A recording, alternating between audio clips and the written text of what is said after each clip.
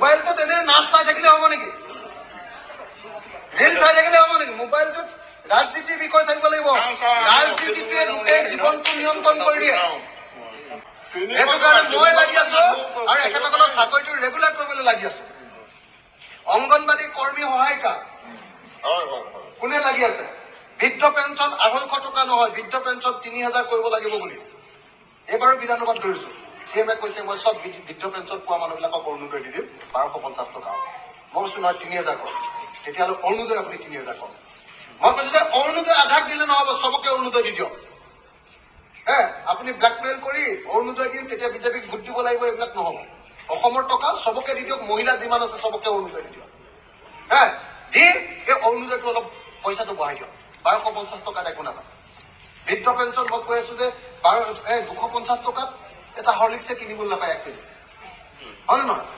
এই বৃদ্ধ পেঞ্চনটো শিৱসাগৰলৈ আনিবলৈ গ'লে বেটেৰী ৰিক্সাখনত অহা যোৱা কৰি পৰঠা এটা খাই দিলে তাত থাকি আহে কিন্তু 1 টকাও নাহে, হয় নে নহয়?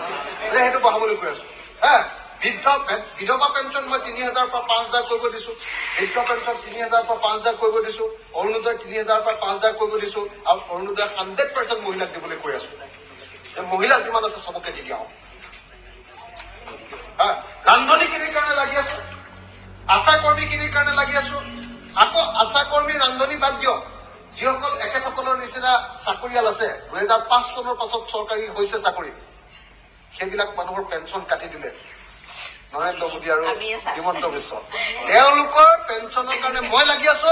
অহা 3 তাৰিখে মই আকৌ পেঞ্চনৰ কাৰণে নটিচ দিছো। CMক আকৌ থিয় কৰি মই এবাৰ সুধিম যে আপুনি পেঞ্চনটো আগৰ পুৰণি পেঞ্চনটো চবক কৰ্মচাৰীক দিব নে নিদিয়ে কওক।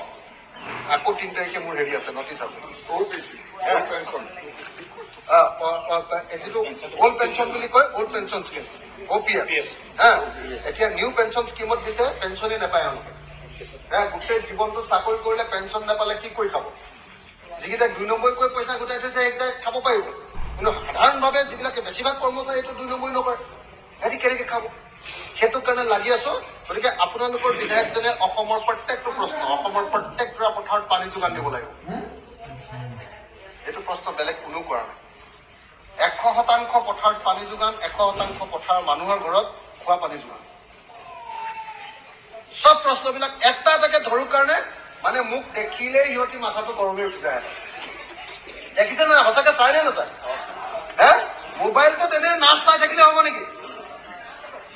ৰিল চাই থাকিলে হ'ব নেকি? মোবাইলটোত ৰাজনীতিৰ বিষয় চাইব লাগিব। ৰাজনীতিটোৱে গোটেই জীৱনটো নিয়ন্ত্ৰণ কৰি দিয়ে। মই কৈ আছো যে অসমৰ প্ৰত্যেক ঘৰ মানুহৰ ঘৰবিলাক পকা কৰি দিব লাগিব।